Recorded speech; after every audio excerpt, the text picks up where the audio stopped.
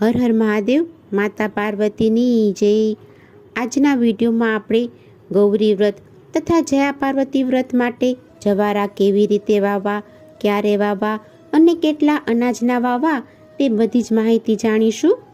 જવારા એ માતા પાર્વતીનું પ્રતીક માનવામાં આવે છે અને કુમારિકાઓ ગૌરી વ્રતમાં નિત્ય જવારાનું પૂજન અર્ચન કરે છે। જવારા વાવવા માટે કઈ કઈ વસ્તુ જોશે તે જોઈએ। અત્યારે મેં એક માટીનું કોળિયું લીધું છે।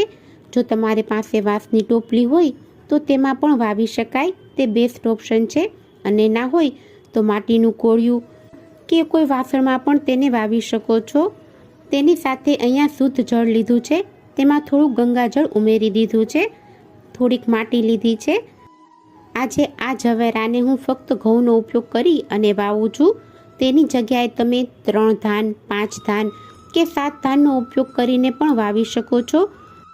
5 ધાનનો ઉપયોગ કરીને પણ મેં અગાઉ જવેરા વાવેલા છે, તેનો વિડીયો પણ મૂકેલો છે।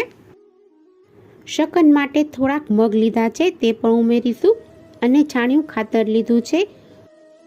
જો છાણિયું ખાતર ના હોય તો બજારમાં મળતું ખાતર પણ લઈ શકાય। આ માટી ઘણી જાડી અને કાંકરાવાળી છે, તેમાં થોડો કચરો પણ છે, આથી આ માટીને આપણે ચાળી લેશું જેથી તેમાં કાંકરા છે તેને દૂર કરી શકાય। હવે આ રીતની ચાળણી લઈ અને તેમાં માટી ઉમેરી આ બધી માટીને ચાળી લેવાની છે। ગૌરી વ્રત અને જયા પાર્વતી વ્રતમાં જવારા વાવવામાં આવે છે। નવરાત્રિમાં પણ ઘણા લોકો વાવે છે અને ઘણા લોકો દિવાસામાં પણ જવારા વાવી અને તેનો ઉપયોગ કરતા હોય છે। આ જવારાને તમે 3, 5 કે 7 જે પણ ધાન અવેલેબલ હોય તેનાથી વાવી શકો છો। શકનના 5 મગ ઉમેરી અને ફક્ત ઘઉંથી પણ વાવી શકાય છે।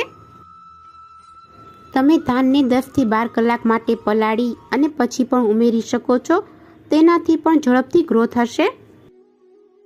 ઘણા લોકોને ખબર નથી હોતી કે જવારા કેવી રીતે વાવવા અને વાવે તો સરસ ગ્રો નથી થતો, પણ જો તમે આ રીતે વાવશો તો તમારા જવેરા સરસ ઉગશે।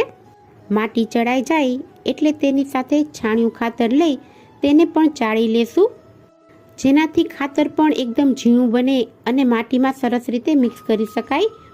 જવારાને બને ત્યાં સુધી સવારના ટાઈમે જ વાવવા, જેથી બપોરના ટાઈમે તેને જે ગરમી મળે તેનાથી દાણા ઝડપથી અંકુરિત થશે અને જવારા સરસ ઉગશે। જે મોટા ગાંગડા છે એને ફરી પાછા ભૂકો કરી અને ફરી ચાળી લેવાનું અને તેનો ઉપયોગ આપણે પાછળથી કરીશું।